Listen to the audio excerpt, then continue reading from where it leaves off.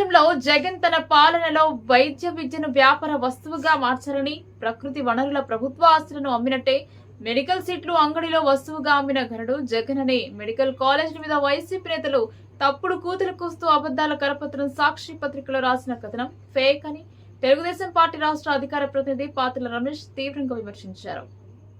అమరావతిలో ఆయన విలేకరులకు మాట్లాడుతూ రాష్ట్రంలో మెడికల్ కాలేజీలపై సాక్ష్యాధారాలతో నిరూపించే ధైర్యం దమ్ము జగన్ కు ఉందా అని ఆయన ప్రశ్నించారు. ఉమ్మడి ఆంధ్రప్రదేశ్ ముఖ్యమంత్రిగా చంద్రబాబు 17 మెడికల్ కాలేజీలు ఏర్పాటు చేయడం జరిగిందని, విభజన జరిగిన తర్వాత 2014, 2019లో 10 మెడికల్ కాలేజీలు కలిపి మొత్తం చంద్రబాబు నాయుడు హయాంలో 27 మెడికల్ కాలేజీలు ఏర్పాటు చేయడం జరిగిందని ఆయన తెలిపారు.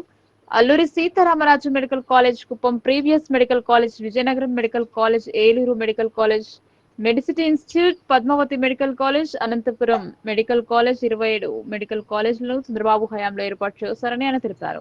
విద్య, వైద్య రంగాల్లో అభివృద్ధికి తెలుగుదేశం పార్టీ చంద్రబాబు హయాంలో 30 ఇంజనీరింగ్ కాలేజీలను 300 కాలేజీల దాకా పెంచుకుంటూ పోయారని ఆయన తెలిపారు. డిఎస్సి ద్వారా 2 లక్షల మంది నిరుద్యోగులకు ఉపాధి అవకాశాలు కల్పించిన నాయకుడు చంద్రన్న అని ఆయన కొనియాడారు. మెడికల్ కాలేజీలపై తమ కూటమి ప్రభుత్వంపై జగన్ తో పాటు వైసీపీ నాయకులు కొందరు విష ప్రచారం చేస్తున్నారని ఆయన విమర్శించారు. గతంలో జగన్ సిద్ధం సభలు పెట్టుకొని ఊరు వాడ తిరిగారు. గత 5 ఏళ్లలో రాష్ట్రాన్ని జగన్ విధ్వంసం చేశారు. 9 కోట్ల రూపాయలకు చంద్రన్న ముఖ్యమంత్రిగా ఉన్న సమయంలో ప్రజావేదికను నిర్మాణం చేస్తే జగన్ ప్రమాణ స్వీకారం చేసిన 3వ రోజు ప్రజావేదికను కూల్చివేస్తే విధ్వంసాన్ని సృష్టించారని ఆయన విమర్శించారు.